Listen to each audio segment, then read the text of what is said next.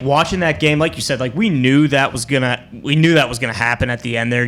When the Cowboys had to settle for a field goal and they didn't go for it and they couldn't score on that and their last possession, you knew the Bucs were gonna go down and win. I don't think Cowboys fans should be mad though. I mean, I don't know what they're not. They can't be. They can't celebrate because they lost. Right. Sure. But I did see a lot of people tweeting me, "Oh, the Dallas cover boys 9.5." I think there was a lot of people that made some money off of them last night. But I mean, Dak looked unbelievable. And he's been good since he got into the league, but I mean, you didn't know what you were going to get with him, and I don't know if you could say he outplayed Brady, but like statistically, you look at the box score, and there's just no way that it seems like Dallas should have lost, and it seems like that's kind of like a microcosm of Dak's career. Like, he balls out, he plays incredible, he has unbelievable stats, and then somehow the Cowboys still lose. Matthew Stafford in Detroit. Yeah. Exactly. What a start to the NFL season. We lost money, okay? A lot of people are tweeting me, obviously telling me I'm a bum, and my Super Boost, which was the same exact thing as the spread at the end, by the way, so actually pretty good bet. It was actually pretty good Super Boost, even though it didn't hit. I feel bad for that. FanDuel obviously is elated with how that thing turned out, but as a big Mike McCarthy guy, you got to be pumped with how that team looked. They looked great last night, AJ Hawk.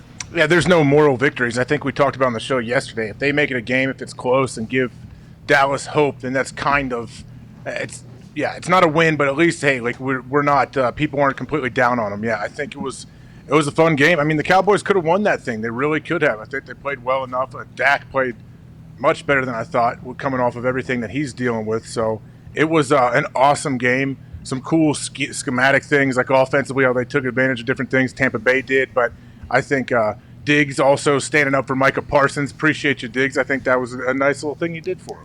Was I correct?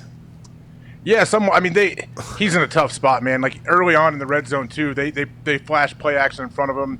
He could be in that little window there. I think the touchdown to Godwin early when they threw, it was one of his first plays he'd been in too, Parsons. Like, and they're flashing run fake in front of you, and it's your rookie year, your first game ever in the NFL. Like, it's tough not to react to that. Okay, how long do you think that takes for you to get a good grasp on when the run is potentially or when it is play action, especially with Tom? Tom has always been very successful with the play action. He actually talked about having a meeting with Peyton Manning down in Tennessee where they added this play action where the guard would even pull during the play but stay behind the line of scrimmage. Play action would happen. And then he said his exact words were, Gronk has scored like 80 touchdowns on this thing. His play action has always been a problem. For Micah, how long does that take to get a kind of a feel? Is that just a feel thing and you got to kind of live and die with it, or what is it, you think? It's a feel thing, but you also kind of have to get into the rhythm of the game to get that feel. You're not feeling and watching the quarterback running back exchange. You're feeling the offensive lineman. Are they firing out to block for run, or are they like their center also does a good job of getting?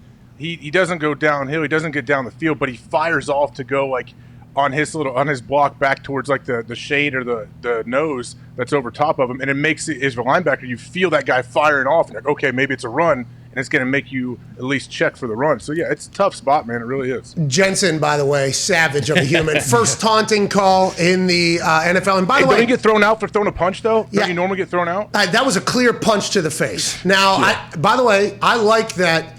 It feels as if the refs almost read the moment, right? Yeah. That he ref, did. He had his mic on. Yeah. But I'm just saying they read the moment. Instead of kicking him out, whenever he came over, what did he say? Let's just say.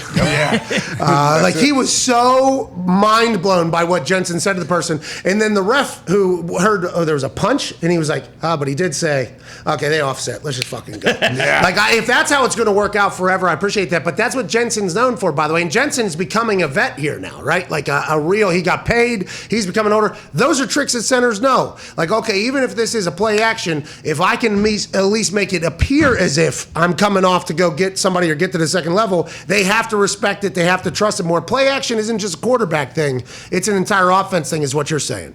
It's everybody. Yeah, you have to. The O-line has to give the impression that it's a run. They have to fire out of their stance and not sit back like it's pass. And that's what all the linebackers, the safeties, everybody's feeling. Like you're looking through the lineman into the backfield. But, yeah, you have to feel it. And the Bucs do a very good job of disguising it.